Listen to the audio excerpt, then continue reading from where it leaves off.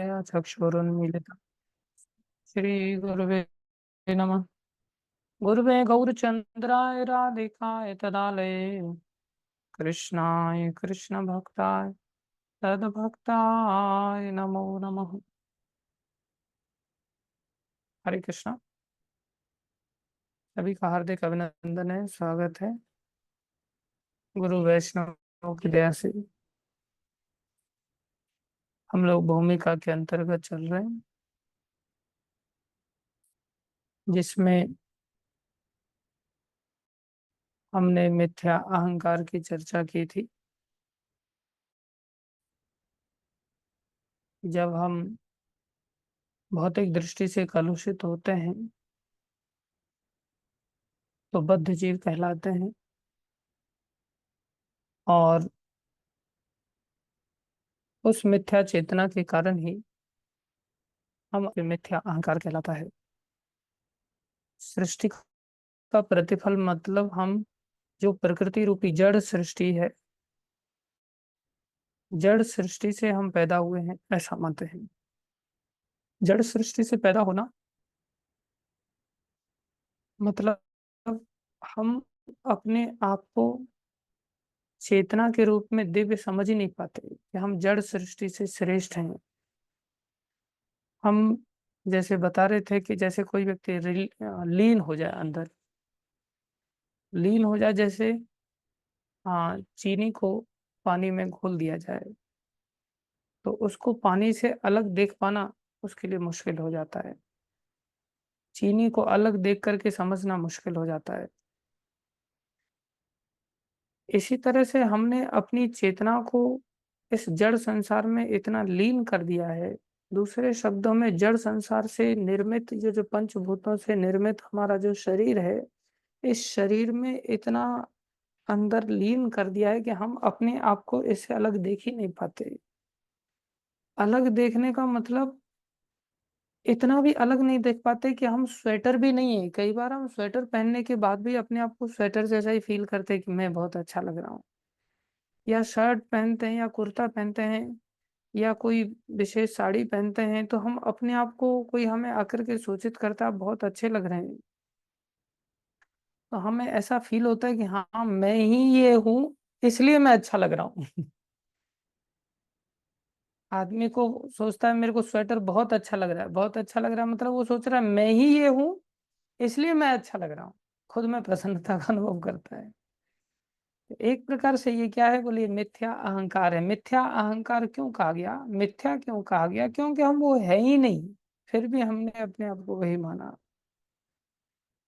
जो व्यक्ति देहात्म बुद्धि में लीन रहता है, इसलिए प्रभुपाद जी ने यहाँ लिखा, वह अपनी स्थिति अर्थात स्वरूप को नहीं समझ पाता।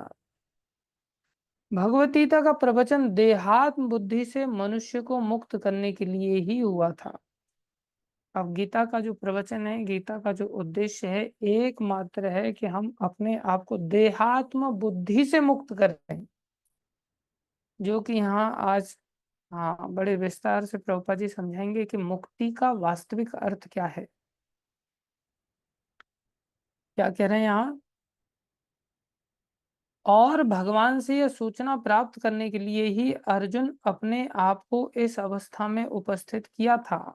उपस्थित किया था मतलब वास्तव में वो मोहग्रस्त अवस्था में नहीं थे, लेकिन भगवत इच्छा से मोहग्रस्त हुए और अपने आप को उन्होंने उपस्थित किया कि मुझे इससे मुक्त करो, इस बंधन से मुक्त करो। मनुष्य को देहात्म बुद्धि से मुक्त होना और अध्यात्मवादी के लिए प्रारंभिक कर्तव्य यही है। जो मुक्त होना चाहता है, जो स्वच्छंद रहना चाहता है, उसे सर्वप्रथम यह जान लेना होगा कि वह शरीर नहीं है। हाँ, सबसे पहली आवश्यकता आध्यात्मवादी के लिए ये समझनी होगी कि हम ये शरीर नहीं है। शुरुआत यहीं से होती है अध्यात्म की कि हम ये शरीर नहीं है। हम ये शरीर नहीं तो हम गोरे नहीं है, काले नहीं है, हम पतले नहीं है, मोटे नहीं है, हम एक प्रकार से न कोई फिर, हाँ, नीची जाति का है, ना ऊंची जाति का है, ना काले रंग का है, ना गोरे रंग का है। इन सब चीजों से व्यक्ति ऊपर उठ जाता है। इसी को मुक्ति कहते हैं। आज हम विशेष रूप से मुक्ति का अर्थ समझेंगे कि मुक्ति का अर्थ क्या है। बहुत सारे लोग सोचते हैं कि मुक्ति का अर्थ है कि हाँ शरीर मर गया, बोले मुक्ति मिल गई साहब इनको, या ये मुक्त हो गए। नहीं, गीता कहती है कि जीवन में जीते हुए कोई मुक्त हो जाए। तो दो प्रकार की मुक्ति होती है, एक होती है जीवन मुक्ति, एक होता है विदेह मुक्ति। जीवन मुक्ति जो जीते जी मिलती है, और विदेह मुक्ति मतलब देह के बिना, बिना देह के विदेह। तो जब हम बिना देह के जब होंगे अर्थात मर जाएंगे, तब हमें मुक्ति मिली कि नहीं मिली, इसकी गारंटी क्या है? बोले इसकी एक ही गारंटी है कि जब हम अपने जीवन में अगर मुक्त हो गए जीते जी, तो मरने के बाद भी मुक्त होने की संभावना है। अगर जीते जी मुक्त नहीं हुए, तो मरने के बाद भी हम मुक्त नहीं माने जाएंगे। कई बार लोग सोचते गोलोकवासी हो गया साहब। कैसे हो गया गोलोकवासी? लिखना आसान है, गोलोकवासी हो गया मतलब मुक्त हो गया, वैकुंठवासी हो गया मतलब मुक्त हो गया। या जिनको गोलोक वैकुंठ की जानकारी नहीं होती, जो संसार में स्वर्ग नरक की दृष्टि से देखते, मरने के बाद लिख देते स्वर्गवासी हो गया। कैसे स्वर्गवासी हो गया? केवल लिख देने मात्र से स्वर्गवासी नहीं हो गया। और मुक्ति प्राप्त तो स्वर्ग में नहीं माना जाता। मुक्ति प्राप्त व्यक्ति तो फिर वैकुंठ में उसने प्रवेश कर लिया, एक प्रकार से संसार में रहा ही नहीं, संसार का उसका हाँ बंधन ही खत्म हो गया। जो कि पाताल लोक से ब्रह्म लोक तक जो संसार है, जिसे भौतिक संसार कहते हैं, इससे वो मुक्त हो गया, तभी उसे मुक्त माना जाएगा। तो केवल लिख देने से सिद्ध नहीं हो जाता। बोले जीवन मुक्ति, जीते जी अगर कोई मुक्त हो जाए। अब कोई कहे ये शरीर तो हमें बंधन के रूप में मिला है, ये शरीर के रहते हुए कोई व्यक्ति को जीवन मुक्त कैसे बनाया जा सकता है? ये तो शरीर बंधन के रूप में दिया गया है, जब ये बंधन छूटेगा तभी तो हम मुक्त माने जाएंगे। शरीर में रहते हुए ये तो जीते हुए मुक्ति होना कैसे हो सकता है? शरीर का बंधन जब तक छूटेगा नहीं तब तक तो मुक्त हो नहीं सकते। बोले नहीं, शरीर के रहते हुए भी हम मुक्त हो सकते हैं। कैसे? बोले ये मुक्ति का एकमात्र लक्षण है, उसको कहते हैं भौतिक चेतना से मुक्ति। इससे मुक्ति, भौतिक शरीर से मुक्ति नहीं, ध्यान दें, भौतिक शरीर से मुक्ति नहीं, भौतिक शरीर के अंदर रहते हुए भी भौतिक चेतना से मुक्ति। जब तक हम भौतिक चेतना से मुक्त नहीं होंगे, हमारी चेतना की दृष्टि अगर भौतिक रूप से बनी रहेगी, तो हम कभी मुक्त नहीं माने जाएंगे।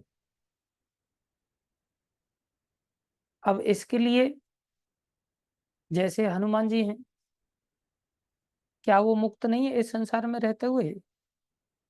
हनुमान जी तो किम पुरुष वर्ष में वास नित्य करते हैं, वो आज भी मुक्त हैं। अब जब मुक्त हैं तो संसार के कष्ट उन्हें सता रहे हैं क्या? बोले नहीं, संसार के कष्ट उनको नहीं सता सकते। जब कोई व्यक्ति भौतिक चेतना से मुक्त हो, तो भौतिक प्रकृति का उसके ऊपर प्रभाव नहीं पड़ेगा, ये निश्चित मान लेना चाहिए। जो संसार भगवान ने बनाया है, माम उपेत्य पुनर्जन्म दुखालयम अशाश्वतम, दुख का आलय भगवान ने इस संसार को बनाया है। तो एक सिद्धांत तो ये निकल के आता है कि जो दुख के आलय में है वो निश्चित रूप से दुखी होगा, क्योंकि दुख के आलय में है। दूसरे शब्दों में कोई जेल में चला जाए तो जेल में उसको पराठे खाने के लिए थोड़ी मिलेंगे। जेल में कोई चला जाएगा तो जेल में तो दुखी होगा। जेल के हाँ परिस्थितियों का प्रभाव हर व्यक्ति को झेलना पड़ेगा, जो भी व्यक्ति जेल में जाएगा।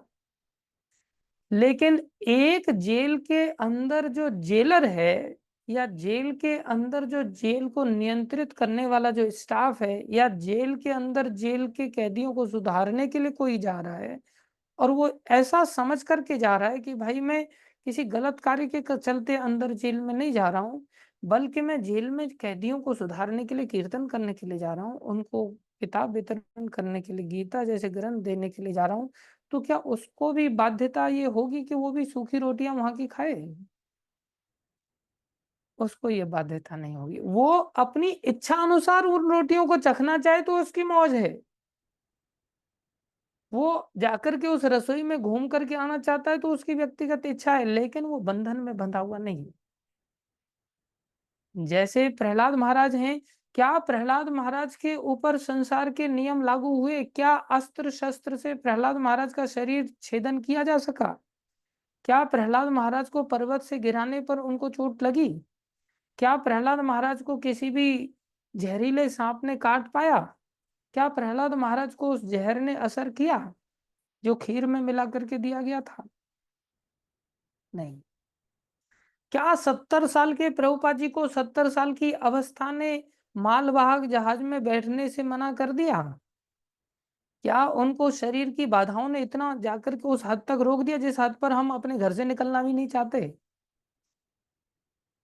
प्रभुपाद जी सिंगल हैंडेडली विदेश में चले गए और हार्ट अटैक जैसी समस्याओं को सामना करते हुए भी क्या भौतिक प्रकृति ने उनको कष्ट दिया? अर्थात ऊपर से हमें कष्ट में रहते हुए ऐसे साधु संत दिखाई दे सकते हैं, लेकिन अगर उनकी चेतना भौतिक जगत से परे आध्यात्मिक जगत की है, दूसरे शब्दों में वो ये सोच पा रहे हैं कि मैं ये शरीर नहीं हूं, मैं भौतिक चेतना से परे आध्यात्मिक चेतना हूं, मैं आत्मा हूँ जो श्री कृष्ण का दास है। ऐसा अगर कोई व्यक्ति सोच पा रहा है, तो उसे समझना चाहिए कि भौतिक संसार में रहते हुए जीते जी वो मुक्त है, उसको जीवन मुक्त कहते हैं। और ऐसा व्यक्ति ही विदेह मुक्ति प्राप्त करेगा, अर्थात मरने के बाद मुक्त होगा। उससे पहले कोई व्यक्ति ये सोचे कि मैं तो मर जाऊंगा तो अपने आप मुक्त हो जाऊंगा, नहीं हो सकता। सारा चेतना का खेल है। एक बड़े सिंपल से उदाहरण से हम चीजों को समझ सकते हैं। जैसे मान लो तिहाड़ जेल है जो दिल्ली में है। तो जो दिल्ली में तिहाड़ जेल है, हाँ, आप लोग जो ऑनलाइन सुनने वाले क्लासेस हैं, आप लोगों में से दिल्ली से कौन कौन सुन रहा है? हाथ खड़ा करो। दिल्ली से, हाँ, जोगिंदर जी हैं जो दिल्ली से सुन रहे हैं। तो दिल्ली से जोगिंदर जी तिहाड़ जेल से इस कथा को सुन रहे हैं। क्या ये सच है कि जोगिंदर कुमार जी दिल्ली से तिहाड़ जेल से श्रवण कर रहे हैं? क्योंकि तिहाड़ जेल दिल्ली में है और जोगिंदर जी भी दिल्ली से बोल रहे हैं। तो क्या दिल्ली में रहते हुए ये तिहाड़ जेल से सुन रहे हैं? बोले नहीं। तिहाड़ जेल निसंदेह दिल्ली में है और ये भी दिल्ली में है, तो इसका अर्थ ये नहीं हुआ कि दिल्ली के स्थान में रहते हुए इनको तिहाड़ जेल के अंतर्गत माना ही जाएगा। ध्यान देने वाली बात है। ये तिहाड़ जेल का जो स्थान दिल्ली है, उस स्थान में रहते हुए भी तिहाड़ जेल से अलग हैं। ऐसे ही हम इस भौतिक संसार के अंतर्गत रहते हुए भी अगर भौतिक चेतना से मुक्त हैं, तो भौतिक स्थान हमें प्रभावित नहीं करेगा। हम तिहाड़ जेल के नियमों के अधीन जोगिंदर जी को नहीं मान सकते कि ये तिहाड़ जेल के अधीन हो, क्योंकि दिल्ली से है साहब। दिल्ली केवल दिल्ली के अंतर्गत तिहाड़ जेल की तरह ही व्यवहार नहीं करेगी। तिहाड़ जेल के अंतर्गत उन लोगों के लिए दिल्ली व्यवहार करेगी जो लोग क्राइम करके बैठे हुए हैं। जोगिंदर जी तिहाड़ जेल से ही हैं, बाहर से बोल रहे हैं आप? पता चला तिहाड़ जेल में ही बैठे हो और मेरा सारा लेक्चर ही खत्म हो जाए फिर एक प्रकार से। क्या प्रभु जी आप कैसी बात कर रहे थे? वो तो तिहाड़ जेल से ही बोल रहे थे। लेकिन जोगेंद्र जी ने ऐसा कोई काम नहीं किया है जिसकी वजह से वो तिहाड़ जेल से बोले। अर्थात उनकी चेतना एक कैदी की नहीं है, उनकी चेतना दिल्ली में रहते हुए बाहर के व्यक्ति की है, तो तिहाड़ जेल के कानून उनके ऊपर लागू नहीं होंगे। इसी प्रकार किसी भी व्यक्ति का अगर चेतना भौतिक नहीं है तो उसके ऊपर किसी भी भौतिक नियम का प्रभाव नहीं पड़ेगा। ये ध्यान देने वाली बात है। अब कोई सोचे कि या फिर भक्त मरेंगे नहीं? संसार में तो भौतिक चेतना वाले लोग मृत्यु को प्राप्त होते, तो क्या भक्त नहीं मरते? भक्त मरते हुए देखे जा सकते हैं, लेकिन वो भौतिक प्रकृति के नियम के अंतर्गत नहीं। जैसे कोई भी व्यक्ति जो क्राइम नहीं किया है वो भी जेल में देखा जा सकता है, लेकिन जेल के नियमों के अंतर्गत नहीं। उसी गेट से आता हुआ दिखेगा, उसी गेट से जाता हुआ दिखेगा, तो इसका मतलब ये नहीं कि उस नियम के अंतर्गत है वो। इसी प्रकार संसार में कोई भक्त आया या संसार से कोई भक्त गया, इसका अर्थ ये नहीं है कि वो किसी नियम के अंतर्गत उसको आना पड़ा या जाना पड़ा। वैष्णव लोग इस नियम के अधीन नहीं होते। वो भगवत इच्छा से प्रभुपाद जी जैसे संत आते हैं और प्रभुपाद जी जैसे संत अपनी इच्छा से चले जाते हैं। इसलिए उसी गेट से आना और उसी गेट से जाना, अर्थात संसारी दृष्टि से जो जन्म होता है या संसारी दृष्टि से जो मृत्यु होती है, वो दिखाई वैसा ही देगा उनके जीवन में भी, लेकिन वो स्वेच्छा से आते हैं और स्वेच्छा से जाते हैं। अर्थात जन्म मृत्यु रूपी गेट तो होंगे, लेकिन उस गेट के होते हुए भी उनमें उनकी स्वेच्छाचारिता होगी, बंधन नहीं होगा। समझ में आ रहा है? ये ध्यान देने वाली बात है। इसलिए समस्या ये होती है, लोग बहुत सारे जो संसार में हैं उनको यही नहीं पता होता कि मुक्ति है क्या। वो क्या सोचते हैं, चेतना का परिवर्तन मुक्ति नहीं सोचते। वो क्या सोचते हैं, शरीर मरने के बाद हम स्वयं भगवान में, चाहे आत्मा ही हैं, वो भगवान में लीन हो जाएंगे। तो बोले भगवान में लीन होना ही बोले वो मुक्ति है? नहीं, ज्यादातर लोगों को तो ये भी नहीं पता कि वो भगवान है कौन।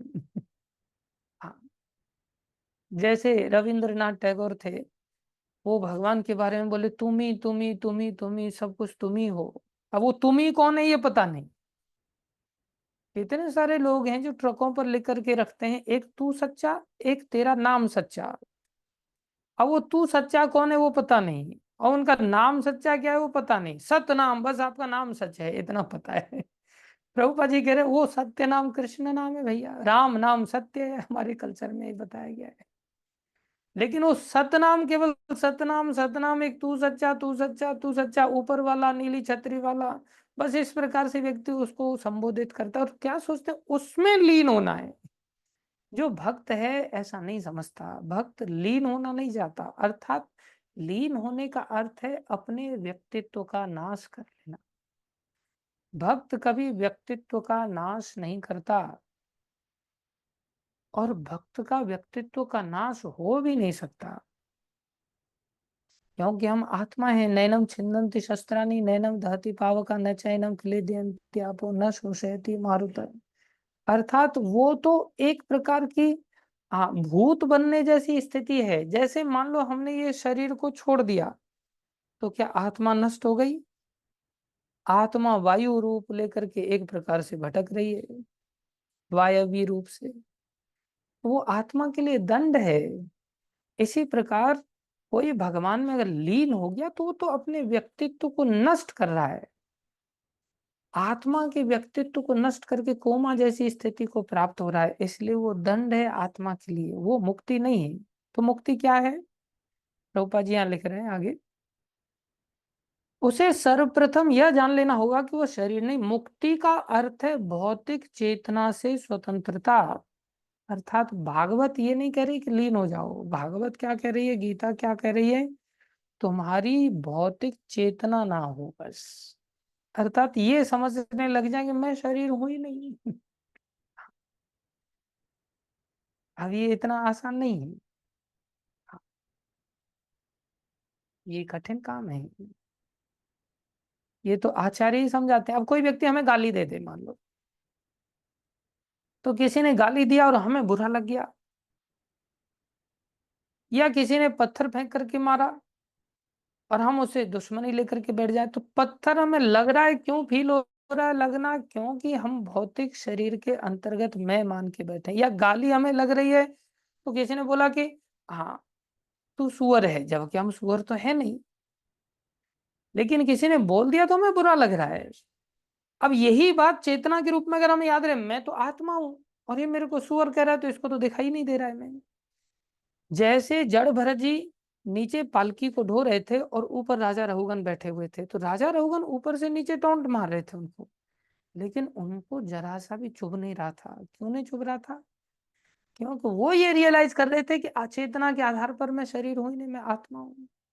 अब देखो, सुनना अलग बात है, बोलना अलग बात है, सुन करके उस चीज को धारण कर लेना ये सहज नहीं है। अभी जैसे क्लास में भी अगर मैं किसी मोटे व्यक्ति को अगर मोटू बोल दूंगा ना, और सब जान चुके हैं इस बात को, हजारों बार सुना है बचपन से अभी तक, जितने भी लोग भक्ति मार्ग में जुड़े हुए हैं, कोई बचपन से जुड़ा, जवानी से जुड़ा, किसी को भी बोल दिया जाए कि ये व्यक्ति, और किसी, सबको पता है हम शरीर नहीं आत्मा है, कितने बार सुन चुके हैं, लेकिन किसी को भी बोल दिया जाए ये मोटू है। अब देखो भरी क्लास में अगर बोल दिया जाए ना किसी को मोटू है, समझ लो कितना चुभेगा।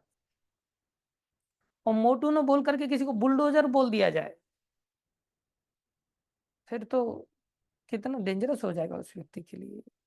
और किसी को काला कलुआ बोल दिया जाए, किसी को कलूटा बोल दिया जाए, और विशेष रूप से माताओं को काली कलूटी बोल दी जाए, तब कितना डेंजरस हो जाएगा। उस समय हम रियलाइज कर पाएंगे कि हम शरीर नहीं है, आत्मा है। कितना कठिन हो जाएगा। और किसी को हाथी बोल दिया जाए, आदमी को किसी को हाथी, वजह से उत्तम मोहन प्रभु है, मैं इनको हाथी अगर बोल दूंगा तो अपने आप में चुभेगा, हंसेंगे और बोले प्रभु जी आप भरी क्लास में ऐसे बोल दे रहे हो मेरे को। या मैं राजकिशोर प्रभु जी को बोल दूं आप हड्डी पहलवान है, एकदम दुबले पतले से हड्डी पहलवान है, तो आदमी सोचे प्रभु जी नहीं, मैं, मेरा कभी रुतबा चलता था, मेरे को हड्डी पहलवान बोल रहे हैं, एक प्रकार से दुबला पतला बोल रहे हैं, बुरा नहीं मानना कोई व्यक्ति, मैं उदाहरण दे रहा हूँ एक प्रकार से। इसे रियलाइज करना कि हम शरीर नहीं आत्मा है, बोले ऐसी चेतना बन जाए, बोले वही मुक्ति है। क्या कह रहे हैं प्रभुपाद जी भागवत से, श्रीमद् भागवत में भी मुक्ति की परिभाषा दी गई है। क्या परिभाषा दी गई है? मुक्तिर हेत्वा अन्यथा रूपम स्वरूपेण व्यवस्थिति ही, ये मुक्ति का अर्थ बता रहे हैं। क्या बता रहे हैं? सिंपल है। हेत्वा मतलब छोड़ देना, त्याग देना। बोले मुक्ति क्या है? मुक्ति उसे कहेंगे जिसमें कि हमने क्या किया? हेत्वा छोड़ दिया। क्या छोड़ दिया? अन्यथा रूपम, जो अन्य रूप जो कि हम नहीं है उसको छोड़ दिया। अब देखा जाए तो मैं न मोटा हूं, न मैं पतला हूं, न मैं काला हूं, न मैं ये गोरा हूं, मैं ये शरीर ही नहीं हूं। फिर मैं क्या हूं? बोले जो है स्वरूपेण व्यवस्थिति ही। स्वरूपेण मतलब मेरा स्वरूप क्या है? अब स्वरूप दो प्रकार का होगा। आत्मा होने के कारण मेरा भगवान के साथ कोई ना कोई स्वरूप है। 5 रस बताए थे हमने, 5 संबंध बताए थे। याद करो सबसे पहले वाला दिन जिसमें अज्ञान की परिभाषा बताई थी, या अज्ञान के बारे में बताया था, जिसमें 5 चीजें थी। सबसे पहला क्या था? अंध तामिश्र। फिर क्या था? तामिश्र।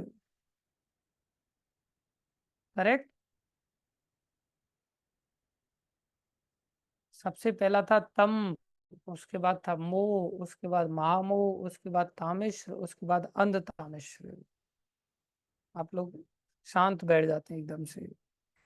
तम मतलब अपने स्वरूप को भूल जाना। जो मेरा भगवान के साथ नाता है, भगवान के साथ माता पिता के रूप में नाता है, या पति पत्नी के रूप में नाता है, प्रेमी प्रेमिका के रूप में नाता है, या भगवान के साथ साख्य रूप में नाता है, या भगवान के साथ शांत रस में नाता है, कोई भी 5 रसों में जो हमारा ऑलरेडी आत्मा होने के कारण जो नाता है, जिसमें कि हर नाते में मुझे सेवा ही करनी है, तो उस नाते को कहते हैं स्वरूप।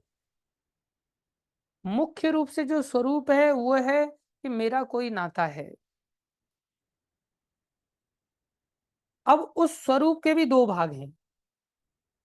एक तो मेरा नाते वाला एक संबंध है, एक संबंध है मेरा घर का संबंध है। जैसे किसी को कहा जाए कि हाँ इस व्यक्ति के साथ आपका क्या संबंध है, तो वो कहेगा मेरा भाई है। एक क्या कहेगा? ये मेरे घर का व्यक्ति है। समझ रहे हैं? घर के अंदर सारे लोगों के साथ हमारे व्यक्तिगत अलग अलग संबंध होते हैं, वो भी एक संबंध है। एक संबंध जो सबके साथ है वो क्या है? घर का संबंध है। तो जो घर का संबंध है वो हल्का वाला संबंध है, और उसकी आधार बना करके आगे का संबंध बन रहा है, उसको कहते हैं व्यक्तिगत संबंध। तो ऐसे ही हमारी आत्मा होने के कारण भगवान के साथ एक व्यक्तिगत संबंध है, लेकिन उस व्यक्तिगत संबंध बनने से पहले एक और संबंध है, उसको कहते हैं घर का संबंध, जिसमें क्या होता है, आदान प्रदान होता है। चाहे वो मित्र के रूप में होगा, या पिता पुत्र के रूप में होगा, या सखा के रूप में होगा, किसी भी जो पांच रस हैं, शांत, दास्य, साख्य, माधुर्य और हाँ वात्सल्य, इन पांच रसों के रूप में हमारा कोई ना कोई जैसे घर में संबंध होता है, ऐसे ही भगवान के साथ भी हमारा व्यक्तिगत संबंध है। जिस स्वरूप को हम नहीं समझ पा रहे हैं, हो सकता है जिस स्वरूप का ज्ञान हमको हो सकता है ना हो, लेकिन उस धाम में रह करके जो हम सेवा का आदान प्रदान जो स्वरूप के साथ हम कर सकते थे, वो स्वरूप का ज्ञान हो सकता है हमको ना हो, लेकिन भगवान के साथ एक संबंध तो हमारा है ही, उसे कहते हैं घर का संबंध, अर्थात दास का संबंध। क्योंकि पांचों रसों में आदान प्रदान के रूप में सेवा तो है ही ना, इसलिए उस दास के संबंध को जो हम भगवान के धाम में किसी व्यक्तिगत संबंध के रूप में जान करके, समझ करके और इंटरेक्शन करते हैं, सेवा करते हैं, वो दास के संबंध को वहां जाकर के जो हम अनुभव कर रहे हैं, वो तो हम यहाँ भी अनुभव कर सकते हैं। जैसे कोई बालक खो जाए तो उसको पूछा जाए बेटा कहाँ से हो, तो इतना तो बता सकता है मैं वहां से हूँ, मेरा घर वहां है, इतना तो उसको सेंस होगा ना। और मेरे घर के लोग ये लोग घर के हैं, ऐसा तो बता सकता है ना। इतना ना बता करके वहां आदान प्रदान नहीं हो रहा है अभी उस व्यक्ति का, माता पिता के साथ, भाई बंधु के साथ, मित्रों के साथ। घर पे जाएगा तो आदान प्रदान करेगा, लेकिन अभी घर पहुंचा ही नहीं तो आदान प्रदान कैसे करेगा। लेकिन जब खो गया है तो वहां इतना तो सेंस हो सकता है कि मेरा पिताजी ये नाम की व्यक्ति हैं, मेरा भाई ये है, मेरा मित्र ये है, मेरी माँ ये है। इस प्रकार से उन संबंधों को याद रख करके अपने घर का एड्रेस तो समझ सकता है ना। तो उस संबंध को अगर वो व्यक्ति भूल जाएगा और संसार में कोई दूसरे संबंध बना लेगा, तो उस संबंध की जब याद ही नहीं रहेगी उस व्यक्ति को, तो उस संबंध के लिए वापस जाने का प्रयास कर पाएगा क्या? कभी प्रयास नहीं कर सकता। आवश्यकता किस बात की है, इस संसार में जब हम शरीर मान लेते हैं तो शरीर मानते ही इस संसार के संबंधों का ज्ञान हो जाता है, और पुराना वाला जो भगवान के साथ संबंध है वो हम भूल जाते हैं। अब जैसे हेमलता माता जैसे ही अपने आप को शरीर मानेंगी, तो इनका एक और संबंध संसार में याद आएगा कि मेरी बेटी है, मैंने उसको पैदा किया था, मैंने उसको सृष्टि की है, तो वो मेरी बेटी है। तो इनको मेरी बेटी के साथ जो संबंध है वो याद रहेगा ना। अब मेरी बेटी मेरे पैर छू रही है, मेरी बेटी मेरे को बढ़िया हलवा बना करके ला रही है, मेरी बेटी चाय बना के ला रही है, मेरी बेटी शेक बना के ला रही है, मेरी बेटी दवाई कर रही है, मेरी बेटी मेरे लिए बिस्तर लगा रही है, मेरी बेटी झाड़ू पोछा कर रही है। तो इस संबंध के याद रहते हुए क्या इनको भगवान के साथ वाला जो संबंध है, जो वो चेतना में है ही नहीं, तो वहां जाने का प्रयास कर पाएंगे क्या? नहीं कर सकते। इसलिए इस संबंध के साथ संसार में रहते हुए भी इस शरीर को, अब इसका मतलब ये भी नहीं कि बिल्कुल शरीर को भूल ही जाए आदमी। अब जैसे मान लो कोई व्यक्ति कार चला रहा है, तो कार चला रहा है तो कार में क्या पेट्रोल डालना, कार को भुला देना और फिर कार में पेट्रोल नहीं डालना, क्या काम चलेगा?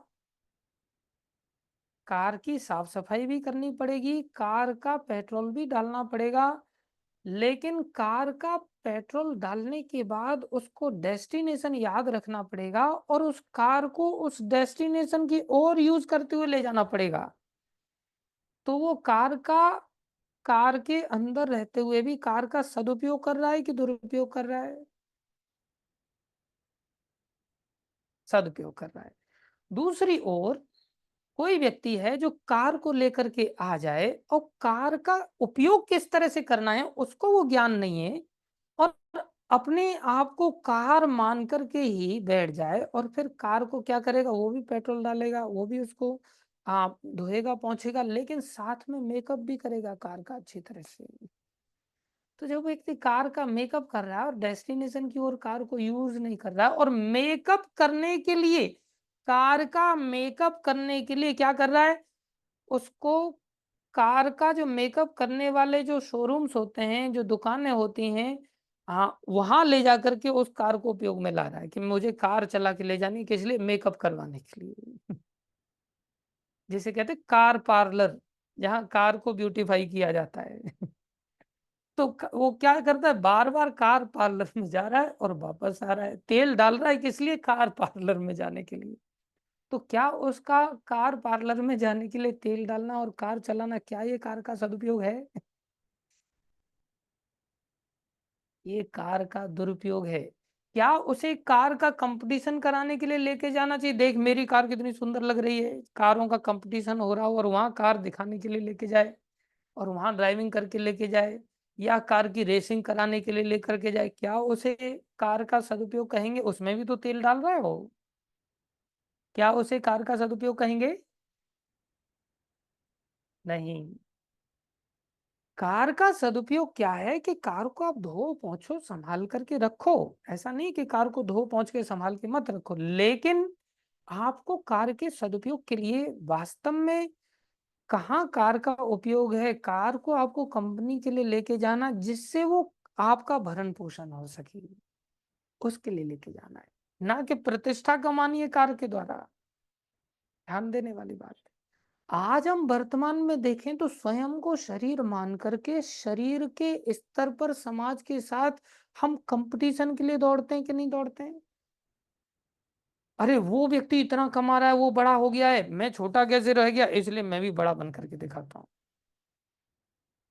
वो व्यक्ति ने ये वाली क्रीम लगाया, 7 दिन में निखार आ गया, और देखो 7 दिन के बाद ऐसा चेहरा हो गया। मेरा चेहरा 7 दिन के लिए मैं गांव में चला गया, काला पड़ गया, ओहो, मैं तो मुंह दिखाने लायक नहीं रहा। लगे रगड़ा लगाने के लिए 15 दिन में वो एकदम से चेहरा निखर के आ गया, फिर जा रहा है एकदम स्टाइल मार के बढ़िया।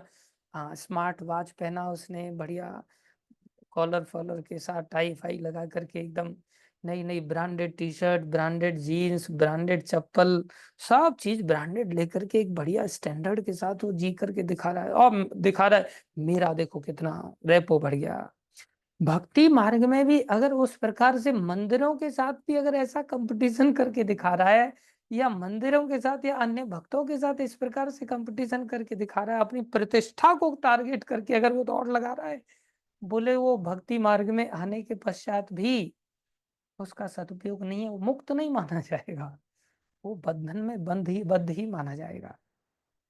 तो जो हम नहीं है उसको त्याग करके चलना, और त्याग करके चलने पर व्यक्ति जीते जी संसार में रहते हुए भी वो हर समय बैक ऑफ माइंड में समझ में रखेगा कि मैं भगवान का दास हूँ। अर्थात भौतिक चेतना में वो सोच रहा है कि मैं संसार का ये हूँ वो हूँ, लेकिन आध्यात्मिक चेतना में जैसे ही आ गया, वो क्या सोचेगा, मैं कृष्ण का दास हूँ। और कृष्ण का दास होने पर वो कार चला के जाएगा तो कृष्ण की सेवा के लिए, नहाएगा तो कृष्ण की सेवा के लिए, खाएगा तो कृष्ण की सेवा के लिए, पैसा कमाएगा तो कृष्ण की सेवा के लिए, शरीर में सब कुछ, शरीर का ध्यान रखेगा, मकान का ध्यान रखेगा, गाड़ी घोड़ा का ध्यान रखेगा, हर चीज का ध्यान रखेगा, लेकिन कृष्ण की सेवा के लिए। संसार में किसी भी चीज का मेकअप नहीं करेगा वो। ये नहीं कि अपने शरीर का मेकअप करने लग जाए, अपने मकान का मेकअप करने लग जाए, अपनी गाड़ी का मेकअप करने लग जाए, सब चीजों का मेकअप कर करके दिखावे के लिए प्रस्तुत हो जाए, ऐसा नहीं करेगा।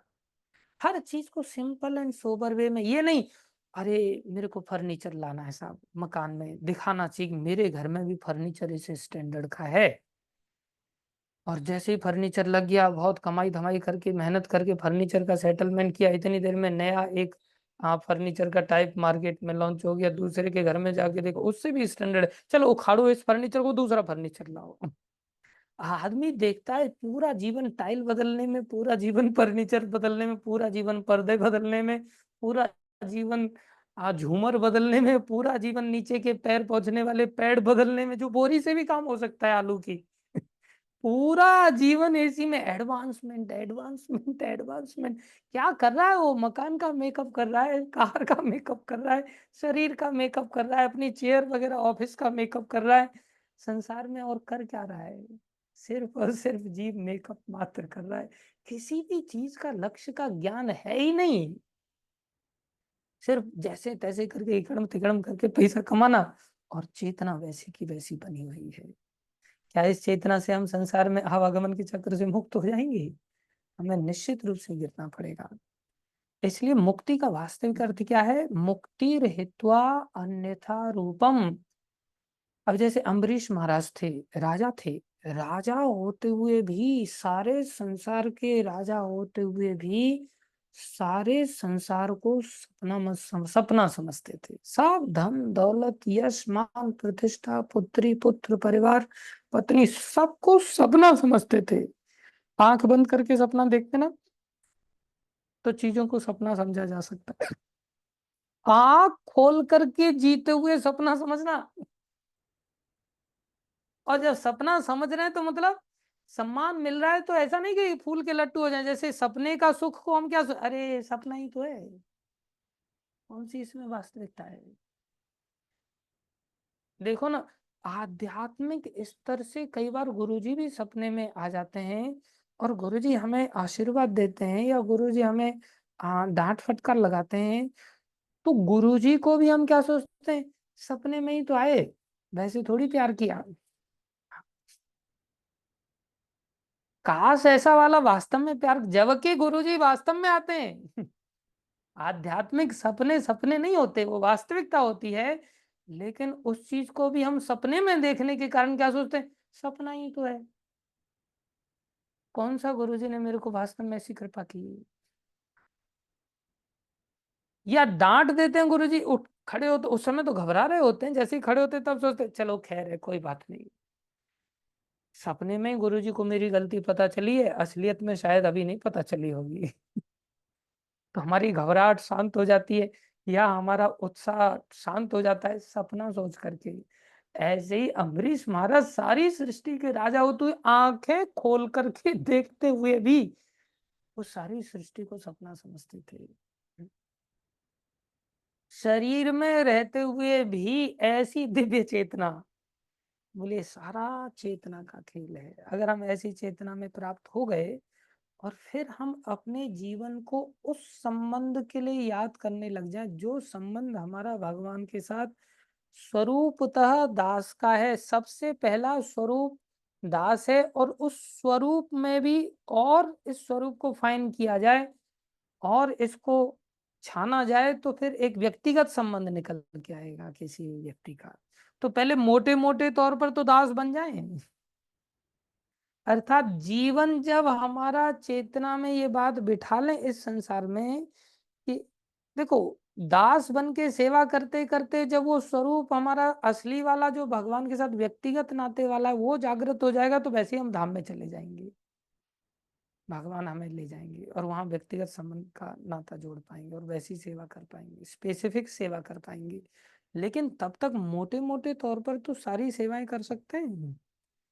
अपने आप को अगर किसी व्यक्ति ने चेतना में, इसमें ध्यान दें, चेतना में दास मान लिया, और दास मानते ही वो व्यक्ति सेवा में लग गया, तो समझ लो वो व्यक्ति मुक्त हो गया।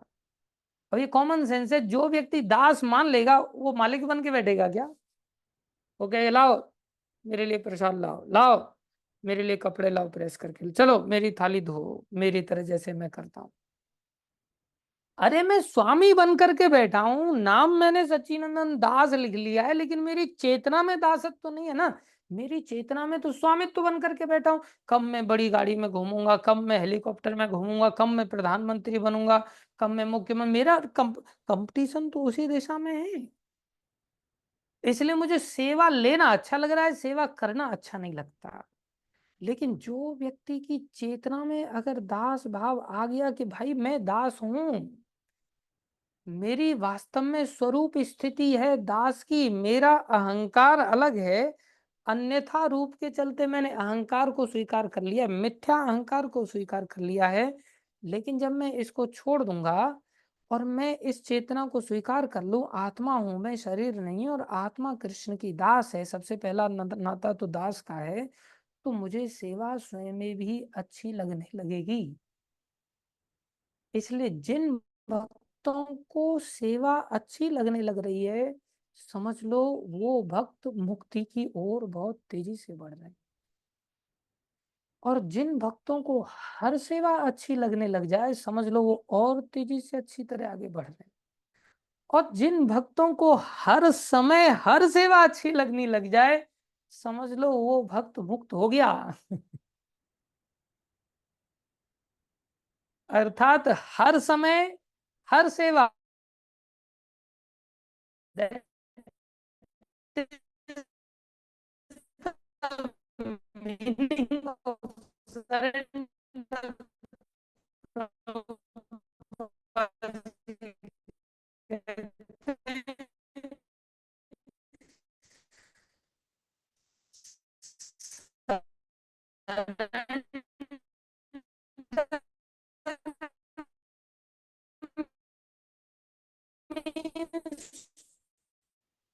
To do anything at any time.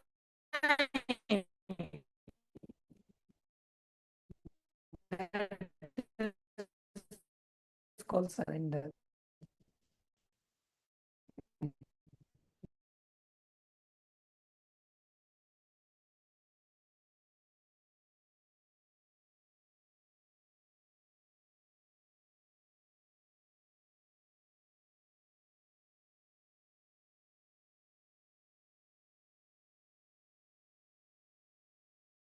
है ना, इसलिए बादल बीच बीच में गरजते हैं तो ऐसी स्थिति हो जाती है। तो जो हम चर्चा कर रहे थे, देखो इस भूमिका को समझना कितना कितना आवश्यक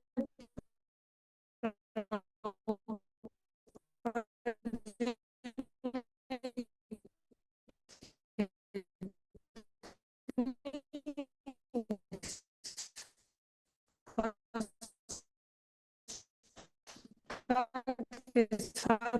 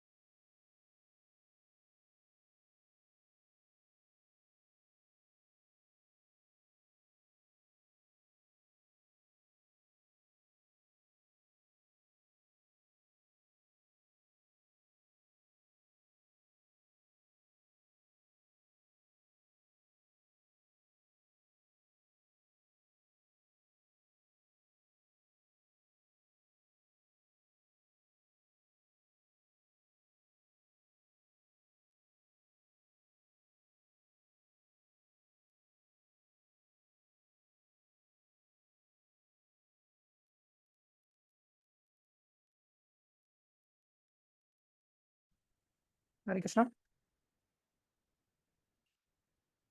हरि बोल। सबको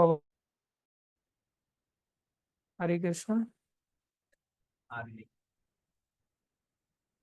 हम जो चर्चा कर रहे हैं, हाँ हो सकता है इस बार अगर डिस्कनेक्ट हो जाएगा तो फिर हम क्लास बंद ही कर देंगे मजबूरी में। ध्यान दें, कई बार हम सेवा करते हुए अपने जीवन को व्यतीत नहीं कर पाते। सेवाएं अगर जीवन में बढ़ती चली जाए, जैसे प्रभुपाद जी के अंतर्गत सेवाएं हैं,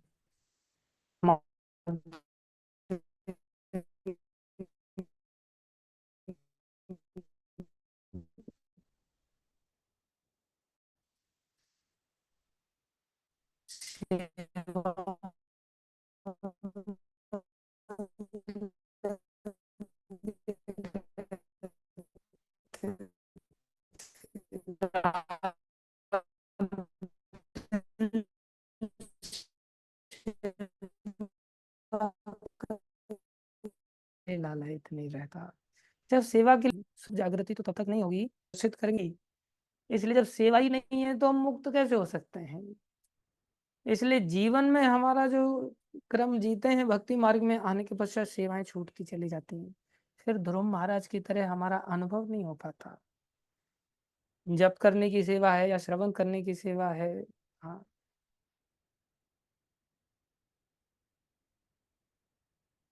वॉइस कट रही है लगता है आप लोगों के लिए। तो हम आज के लिए इतना ही समझें कि हम अपने जीवन में सेवा को ग्रहण करें, दास भाव को जागृत करें चित्त के अंदर, और इतना सा अगर हमने कर लिया तो हम निश्चित रूप से मुक्ति की ओर बहुत तेजी से बढ़ पाएंगे। और जीवन में सेवा के लिए अपने आप को गुरु के प्रति समर्पित करेंगे। एक प्रामाणिक गुरु का आश्रय लें। प्रामाणिक गुरु जी के अंतर्गत जब हम समर्पण करते हैं, उनकी आज्ञा के अनुसार सेवा करते हैं। सेवा तो हमारी अपनी ओर से तरह तरह की इच्छा होती है, लेकिन उसे सेवा नहीं कहते। सेवा कहते हैं गुरु जी जैसा चाह रहे हो। अगर गुरु जी जैसा चाह रहे हैं हम वैसी सेवाएं करने लग जाएं, अर्थात आज्ञा पालन के स्तर में हम अपने आप को कितना बढ़ा पा रहे हैं।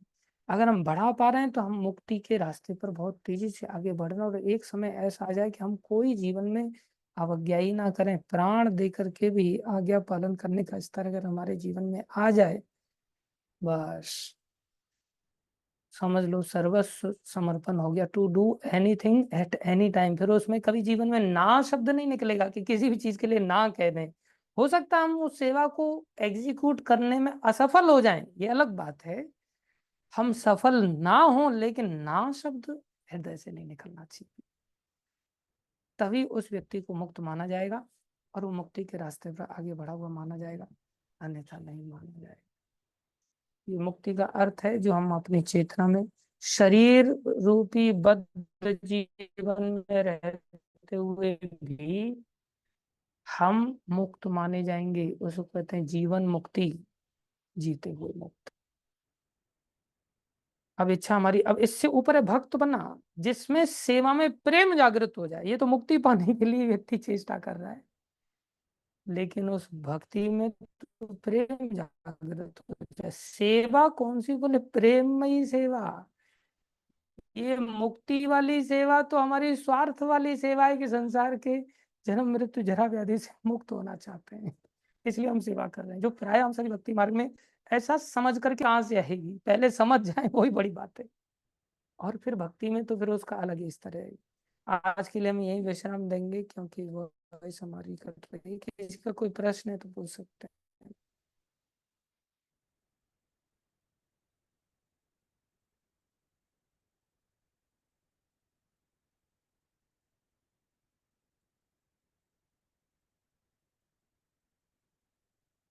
यानी कुछ